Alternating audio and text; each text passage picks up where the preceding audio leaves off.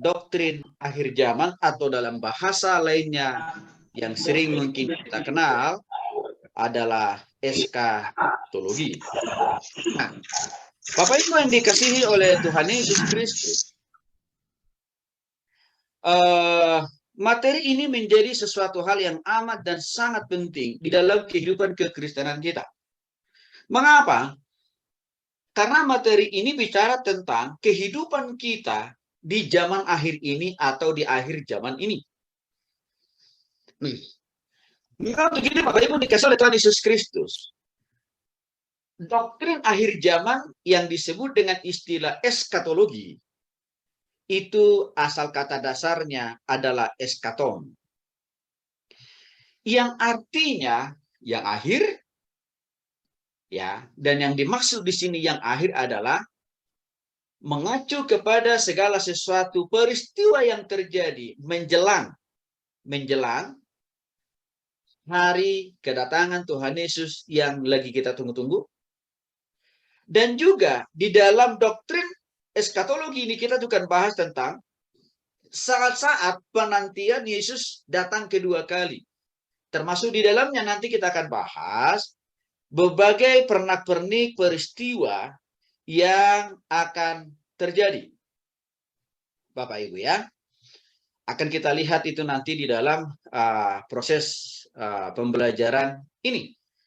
Nah, dalam istilah lain sebenarnya eskatologi adalah ilmu yang mempelajari segala sesuatu ya menjelang hari kedatangan Tuhan Yesus yang kedua kali ke dunia ini.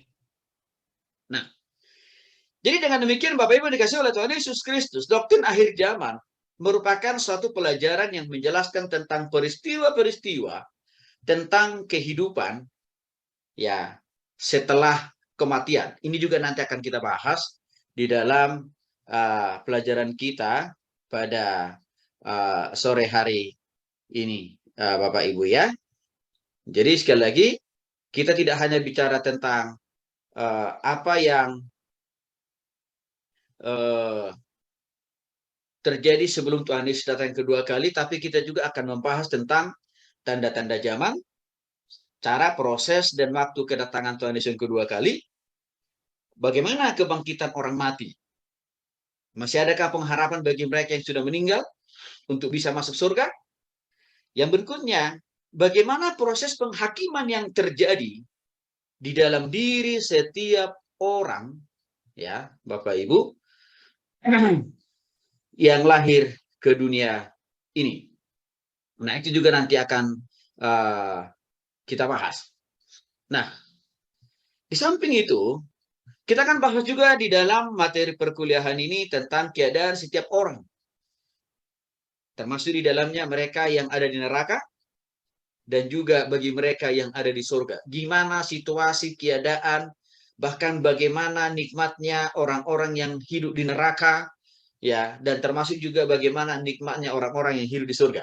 Itu juga nanti akan kita banyak dalami di dalam topik bahasa kita pada sore hari ini. Nah, jadi Bapak Ibu dikasih oleh Tuhan Yesus Kristus, seringkali ada pertanyaan begini, mengapa begitu penting kita mempelajari eskatologi atau doktrin akhir zaman ini? Sebenarnya diharapkan melalui pembelajaran ini Bapak Ibu, ya, setiap kita atau orang percaya perlu semakin setia dan konsisten untuk mengasihi dan melayani Tuhan sampai Tuhan Yesus datang yang kedua kali. Mengapa kesetiaan itu dibutuhkan dan diperlukan dalam masa penantian Tuhan Yesus datang yang kedua kali? Banyak peristiwa-peristiwa, ada banyak tantangan, pergumulan, persoalan, penderitaan, kesukaran, penganiayaan yang akan dialami bukan hanya orang yang belum bertobat, tetapi kita juga orang yang sudah bertobat kepada Kristus sambil menanti kedatangan Tuhan Yesus yang kedua kali. Maka di situ dituntut sebuah kesetiaan, dituntut sebuah konsistensi, dan kasih yang unlimited melampaui daripada tantangan dan pergumulan yang kita alami selama dalam masa kita menanti Tuhan Yesus datang yang kedua kali. Tujuan yang kedua, mengapa begitu penting kita mempelajari eskatologi? Tidak lain tidak bukan untuk memotivasi kita supaya makin lebih sungguh-sungguh, serius, konsisten, semangat untuk memberitakan Injil kepada orang-orang di sekitar kita. Tidak usah dulu terlalu jauh-jauh. Artinya, Injil itu harus segera mungkin kita beritakan kepada istri, kepada suami, kepada anak, kepada orang tua, kepada mertua, kakak, adik, ipar, famili, saudara, tetangga, kiri, kanan, muka, belakang, rekan sekerja, rekan sepelayanan, ya, harus sesegera mungkin kita beritakan Injil kepada mereka. Mengapa perlu sesegera mungkin? Karena zaman di mana kita ada hari ini adalah zaman akhir, zaman di mana Tuhan Yesus pasti datang. Maka untuk itu, durasi waktu bagi kita untuk memberitakan Injil kepada orang-orang di sekitar kita menjadi amat dan sangat mendesak kita lakukan sebelum Tuhan Yesus datang yang kedua kali. Sebab kalau sampai Tuhan Yesus sudah datang yang kedua kali, Injil tidak pernah tersampaikan kepada orang tua, famili, saudara, menantu dan cucu kita. Bapak Ibu yang dikasih oleh Tuhan Yesus Kristus, sayang-sayangi. Artinya apa? Mereka tidak punya tempat di surga. Maka harapan saya dengan dua hal yang saya sampaikan tadi, dengan kita belajar tentang doktrin akhir zaman atau eskatologi, sekali lagi Bapak Ibu, komitmen dan kesetiaan kita harus makin bertambah dalam lagi kepada Tuhan. Keseriusan kita untuk beritakan Injil harus semakin terus-menerus kita upayakan. Yang pertama ini Bapak Ibu yang dikasih oleh Tuhan Yesus Kristus, kita akan bahas dulu tentang ada apa dengan kematian. Berbicara tentang kematian, ya, atau dalam bahasa yang lainnya adalah death. Berdasarkan ilmu antropologi, ya, pemaknaan atau pengertian tentang kematian itu adalah peralihan dari status hidup kepada status tidak hidup. Saya ulangi Bapak Ibu ya. Dalam perspektif ilmu antropologi, ya, arti daripada kematian itu adalah peralihan dari status hidup, ya, ke suatu status yang tidak hidup. Intinya, dalam ilmu antropologi, kematian itu dipandang sebagai pemisahan atau keterpisahan antara jiwa dari badan. Ya, sehingga apa? Badan itu tidak bisa lagi bergerak. Artinya apa? Tangan, kaki, dan seluruh totalitas tubuh kita dari ujung rambut sampai dengan ujung kaki kita tidak lagi dapat beraktivitas. Tidak lagi dapat bergerak. Tidak dapat lagi kita gerakkan dalam melakukan hal apapun juga. Yang artinya hidup sudah berhenti total. Nah, namun dalam perspektif ini Bapak Ibu yang dikasih oleh Tuhan Yesus Kristus, ya, masih ada juga, itulah alasannya kenapa sebagian besar, saya bisa mengatakan sebagian besar, bahkan 99% manusia di dunia ini masih punya bayangan, masih punya pemahaman, masih punya kesimpulan, ya, bahwa orang yang sudah meninggal, sudah dimakamkan atau sudah dikremasi, masih ada anggapan, masih ada kesimpulan, masih ada asumsi. Orangnya itu masih hidup di dalam liang kubur. Tapi memang dia sudah tidak lagi hidup seperti kita dari waktu ke waktu. Ya. Itulah alasannya, itulah sebabnya kenapa masih sebagian besar orang Kristen menganggap masih penting meminta kuasa, kesembuhan, mujizat, berkat, kesuksesan kepada orang-orang tua yang sudah meninggal. Yang biasanya mereka melakukan itu dengan cara berdoa di kuburan atau di pemakaman. Ya. Itu juga ada sebagian besar orang Kristen punya pandangan. Ya. Bahwa hari Paskah adalah hari di mana khusus kita akan berbicara kepada arwah kakek nenek moyang kita di kuburan. Maka untuk itu biasanya kesempatan itu digunakan oleh sebagian besar orang-orang Kristen untuk berdoa, minta kesembuhan, minta mujizat, minta berkat, minta melimpah, berkat melimpah, dan juga minta kesuksesan. Dan yang paling ironis Bapak Ibu, minta kepada orang tua yang sudah meninggal di kuburan ini supaya dia naik pangkat. Padahal orang tua yang sudah dikubur itu nggak tahu apa arti pangkat itu kan ya.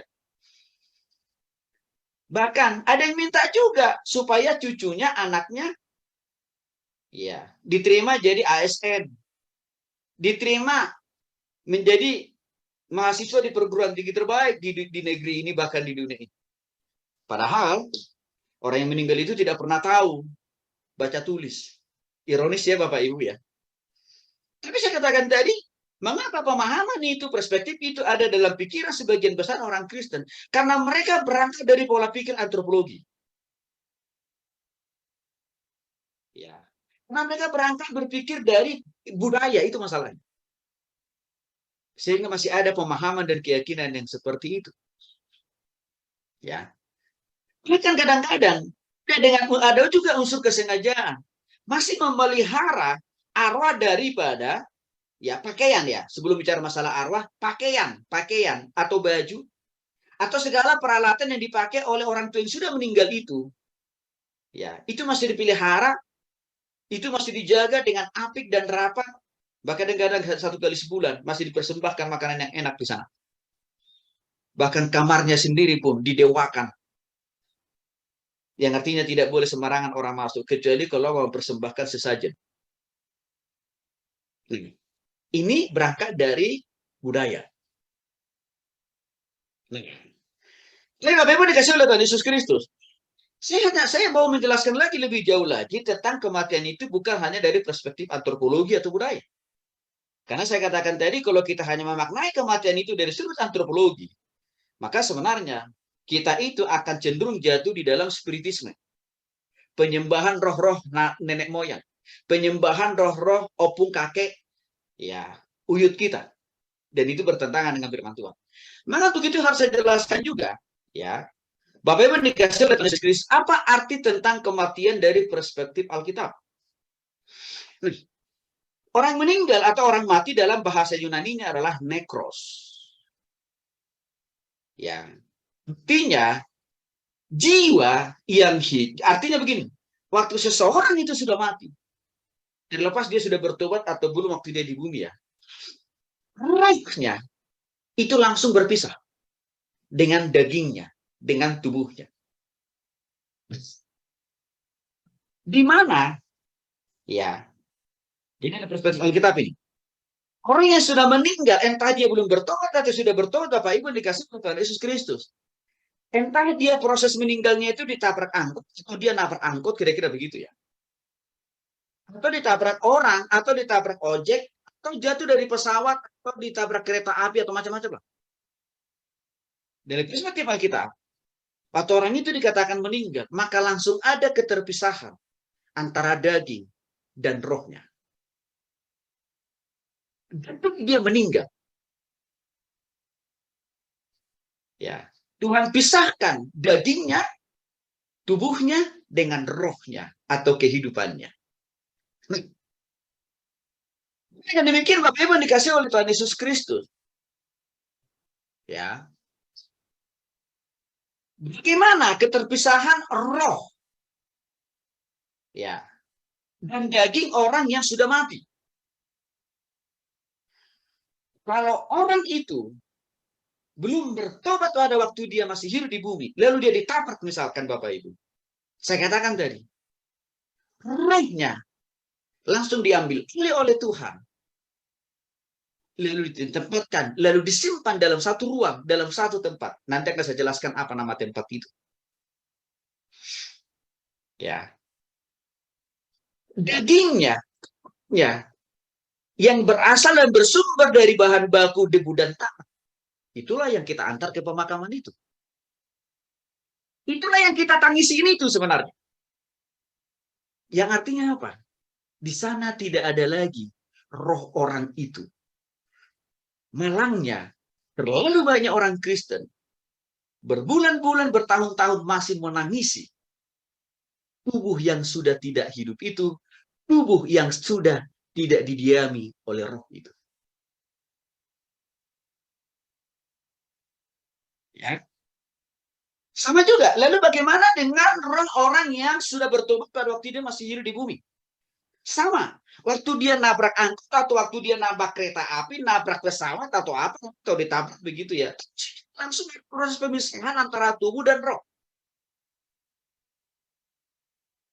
Pertanyaannya, orang yang sudah bertobat kepada Kristus waktu dia hidup di bumi, ditempatkan di mana? Sama. Juga itu langsung diambil alih oleh Tuhan, lalu disimpan dan ditempatkan dalam satu tempat yang sudah Tuhan siapkan. Dan nanti akan saya kasih tahu di mana posisi roh orang yang belum bertobat atau roh orang yang sudah bertobat setelah meninggal dunia.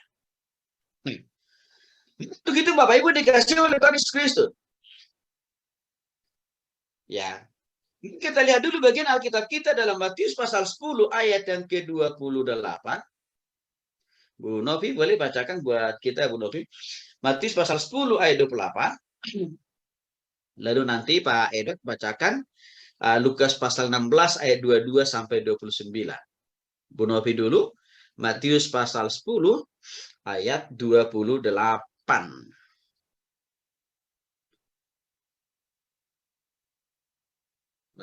Matius pasal 10 ayat 28. Matius 10 ayat 28. Dan janganlah kamu takut kepada mereka yang dapat membunuh tubuh, tetapi yang tidak berkuasa membunuh jiwa. Terutama kepada dia yang berkuasa membinasakan jiwa maupun tubuh di dalam neraka. Baik, nah saya jelaskan dulu Matius pasal 10 ayat 28 apa artinya dan janganlah kamu takut kepada mereka yang dapat membunuh tubuh. Ya, tetapi yang tidak berkuasa membunuh jiwa. Nah, begini Bapak Ibu yang dikasih oleh Tuhan Yesus Kristus. Penulis Injil Matius mau menegaskan kepada kita. Bagi orang yang sudah sungguh-sungguh bertobat ya. Ini ayat ini konteksnya bagi orang-orang sudah bertobat kepada Kristus. Ya. Seharusnya kalau kita pun mati meninggalkan dunia ini dengan proses apakah kita menabrak orang, apakah kita jatuh, apakah kita ditabrak orang, macam-macam dan sebagainya, termasuk juga mungkin dibunuh ya Bapak Ibu ya. Dikatakan di sini, jangan kamu takut kepada mereka yang dapat membunuh tubuh. Mengapa? Ya. Karena kalau kita orang percaya, saya katakan dari dibunuh, ya, oleh orang lain yang belum bertobat kepada Kristus. Pembunuhan yang mereka lakukan itu hanyalah pembunuhan sebatas tubuh, tapi tidak membunuh jiwa. Jiwa itu bicara masalah tentang roh atau kehidupan. Tetapi dikatakan di sini takutlah terutama kepada Dia siapa? Yesus Kristus yang berkuasa membinasakan baik jiwa maupun tubuh. Ya. Di dalam neraka. Artinya kita harus lebih takut, kita harus lebih waspada kepada Yesus daripada takut mengalami ya pembunuhan yang dilakukan oleh orang-orang yang belum bertobat kepada kita. Mengapa? Karena kalau kita binasa di dalam Kristus, berarti kan kita masuk neraka. Itu masalahnya. Yang kedua, karena kalau kita orang percaya yang sudah bertobat kepada secara pribadi, kalaupun kita meninggal dengan pola, dengan cara apapun, kehidupan kita itu, jiwa kita itu, roh kita itu kan tetap disimpan Tuhan. Dan ditempatkan di tempat yang lebih terhormat, terindah, lebih indah daripada kehidupan kita di dunia ini, Bapak. Itulah yang dipahami oleh para nabi, para rasul, sehingga mereka tidak segan-segan mempertaruhkan nyawa mereka, tubuh mereka, hanya untuk demi pemberitaan Injil. Karena mereka tahu,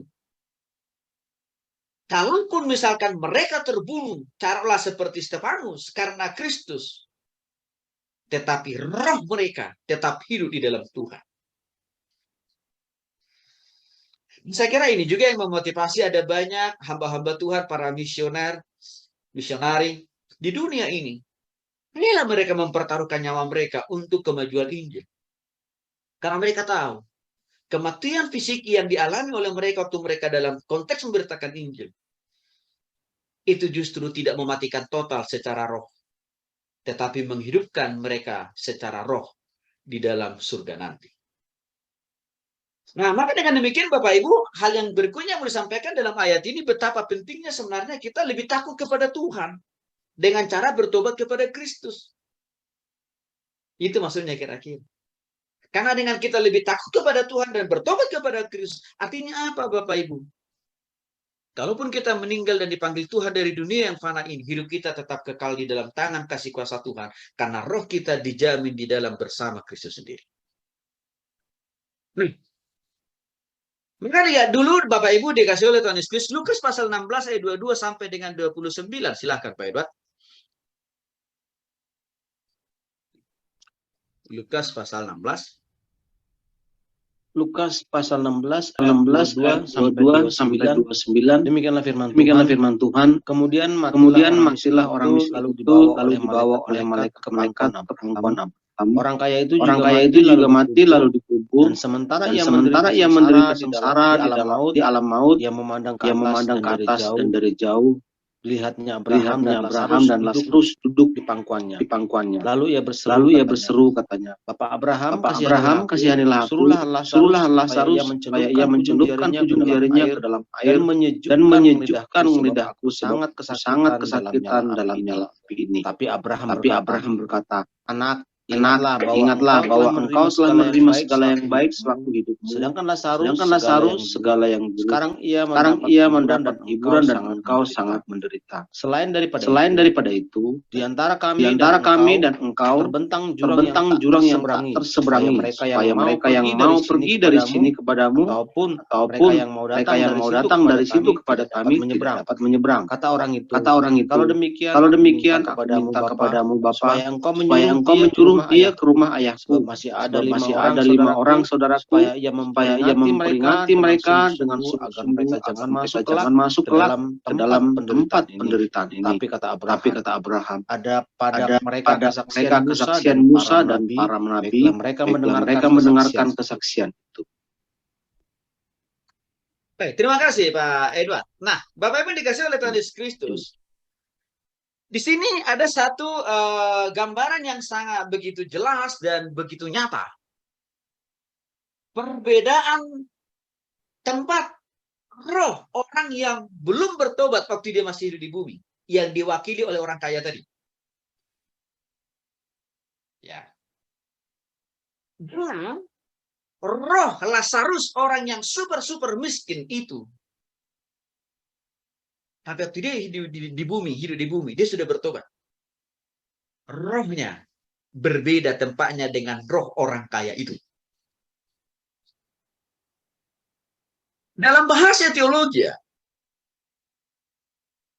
Lazarus ditempatkan di sebuah tempat yang amat dan maha indah yang namanya pangkuan Abraham.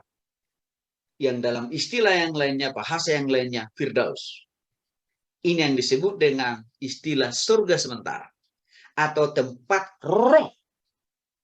Orang-orang yang sudah bertobat waktu dia masih hidup di bumi, ditempatkan di pangkuan Abraham atau Firdaus. Disitulah roh orang miskin alias Lazarus itu.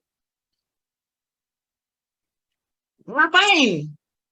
Roh Lazarus ada di pangkuan Abraham atau di Firdaus. Dia di sana sudah mengalami dan mulai menikmati nuansa surgawi itu, Bapak Ibu. Tempat itu juga yang menjadi tempat bagi orang-orang yang sudah sungguh-sungguh bertobat dan percaya kepada Yesus. Sejak dari zaman Abraham, dari zaman PL, sampai hari ini.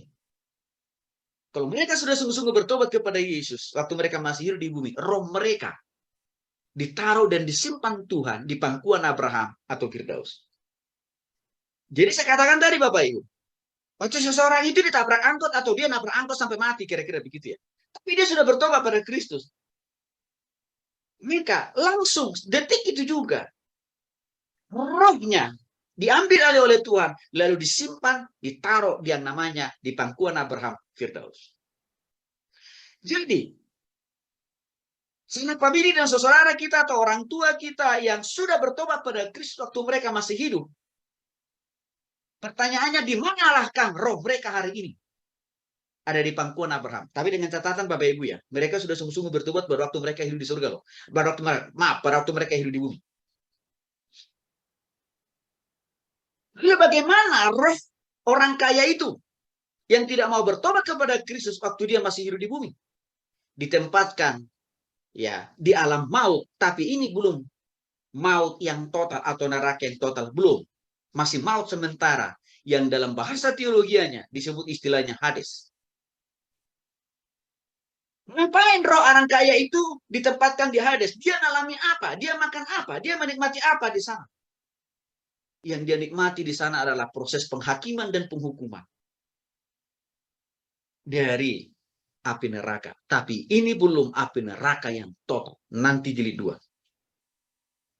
Jadi artinya apa? Roh-roh orang yang sudah meninggal sejak dari Jael sampai hari ini, dan juga sampai ini kata yang kedua kali, tetapi selama mereka hidup di dunia ini tidak pernah mau bertobat secara pribadi. Sama.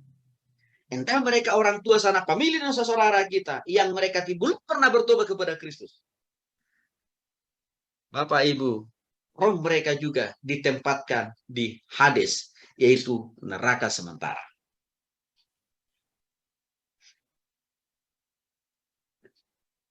Jadi, yang kita kuburkan, yang kita kembalikan kepada debu dan tanah adalah daging yang fana. Yang awal mulanya memang itu bahan bakunya dari debu dan tanah. Sesuatu hal yang sia-sialah sebenarnya kalau sampai berbulan-bulan, tahun-tahun kita menangisi saudara-saudara, sanak famili kita itu. Pulang pergi kita tiap hari ke kuburannya. Untuk menangisinya, untuk menduakannya, sia-sia. Bahkan minta kekuatan, pengharapan, dan penghibur. Itu nggak ada gunanya. Karena sebenarnya roh mereka sudah tidak lagi ada di sana. Tapi yang ada di sana adalah debu, daging yang berasal dari debu dan tanah yang tidak lagi hidup. Bapak Ibu yang dikasihi oleh Tuhan Yesus Kristus, dalam 2 Korintus 5 ayat 8-10 Paulus menegaskan setiap orang yang percaya harus sungguh-sungguh percaya sekalipun mengalami penderitaan, sebab jiwa akan mendapatkan tempat di dalam Tuhan. Untuk itulah Bapak Ibu yang dikasihi oleh Tuhan Yesus Kristus, kabar baik buat kita sebagai orang yang sudah sungguh-sungguh bertobat kepada Kristus. Kalaupun kita dipanggil, kalaupun kita meninggal dengan proses dan cara Tuhan, tapi bukan karena bunuh diri loh ya Bapak Ibu ya. Bukan karena bunuh diri loh. Karena bunuh diri itu tidak ada yang masuk Firdaus, nggak ada. Maka Yudas itu tidak masuk Firdaus dia. Dia masuknya di Hades dia. Neraka sementara.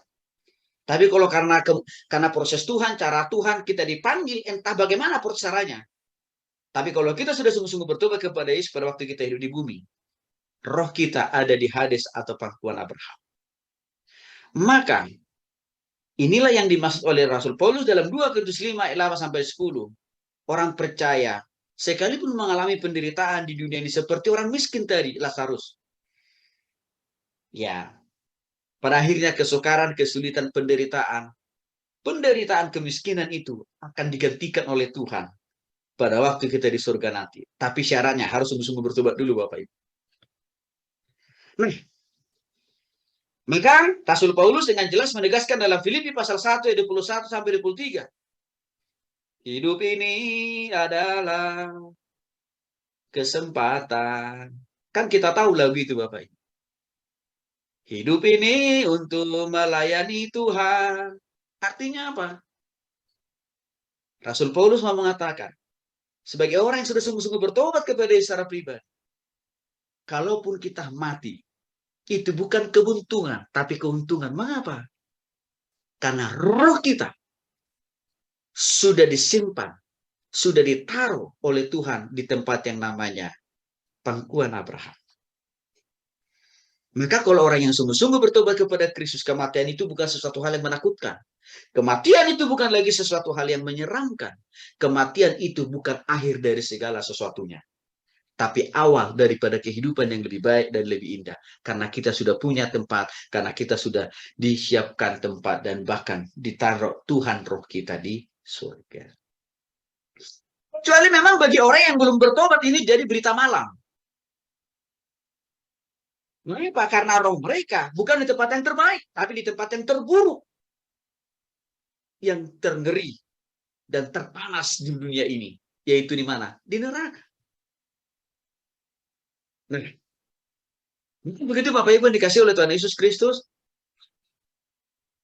Jikalau karena mengikut Kristus, jikalau karena mengasihi Kristus, jikalau karena melayani Kristus, kita mengalami kesukaran, pergumulan, penderitaan, silih berganti datang menghampiri hidup kita. Jangan tawar hati untuk tetap mengasihi dan melayani Tuhan. Karena kenapa? Tempat yang terbaik, yang termegah sudah Tuhan siapkan buat kita di surga. Itulah kematian. Ya, definisi tentang kematian. Jadi Bapak Ibu sekali lagi, ya, kalau Bapak itu punya kesempatan melayani orang yang sakit atau orang sekarat, cepat-cepat beritakan Injil. Jangan hanya cuma didoakan supaya keluarga ditinggalkan, diberikan kekuatan, pengharapan, dan penghiburan. Oke. Tapi yang lebih penting, Injil segera mungkin orang yang sakit itu. Beritakan Injil kepada orang yang sekarat itu. Supaya apa Bapak Ibu? Supaya mereka punya garansi, supaya mereka punya kepastian waktu mereka dipanggil Tuhan dari dunia. Maka setiap kali saya melakukan pelayanan konseling terhadap orang yang lagi sakit Bapak Ibu, saya senang banget tuh. Karena bagi saya itu kesempatan untuk beritakan Injil bagi orang ini. Sehingga kapan dan dimanapun dipanggil oleh Tuhan, rohnya sudah ada di tempat yang termulia, yang terindah, yaitu di surga. Momentum itu juga harus digunakan dalam rangka memberitakan Injil bukan hanya kepada orang yang sakit. Tapi usahakan saudara-saudaranya, familinya yang menemani saudara yang sakit itu juga. Injil mereka Bapak Ibu. Seringkali kan kita lupa itu. Bahwa kita menganggap yang penting keluarga yang ditinggalkan ini dikuatkan dan diteguhkan hatinya. Nggak salah sih, tapi kurang benar. Kurang pas, kurang maksimal. Karena kenapa? Injil mereka belum tentu sudah alami. Atau mereka belum tentu sudah bertobat kepada Kristus Bapak Ibu. Maka, sekali lagi Bapak Ibu, kehadiran kita untuk berikan penghiburan kepada orang yang ditinggalkan oleh sanak famili saudaranya yang sudah meninggal, peluang untuk memberitakan Injil. Kehadiran kita, waktu kita diminta mendoakan orang yang sekarat di rumah sakit atau di rumah, itu menjadi kesempatan beritakan Injil. Bahkan kehadiran kita waktu proses pemakaman di kuburan, gunakan kesempatan itu untuk beritakan Injil kepada orang-orang masih hidup. Karena kenapa? Hanya waktu mereka masih hiduplah ada ruang dan kesempatan untuk bertobat kepada Yesus. Bapak Ibu dikasih oleh Tuhan Yesus, jangan lupa tadi orang kaya tadi. Waktu dia ada di Hades atau neraka sementara itu, dia mengalami proses penyiksaan kan Bapak Ibu.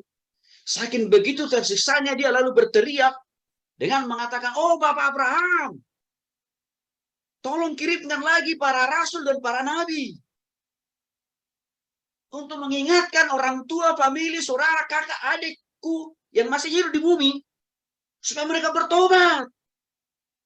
Sehingga waktu mereka meninggal tidak lagi mengalami hal yang sama seperti yang saya alami." Kan itu yang dikatakan oleh orang kaya itu kan. Itu memberikan sebuah indikasi.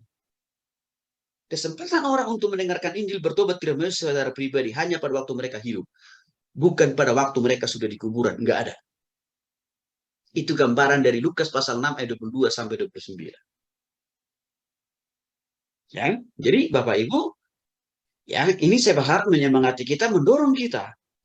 Selagi kita masih hidup, ayo kita makin lebih sungguh-sungguh, kita makin lebih giat beritakan Injil kepada orang-orang yang masih hidup.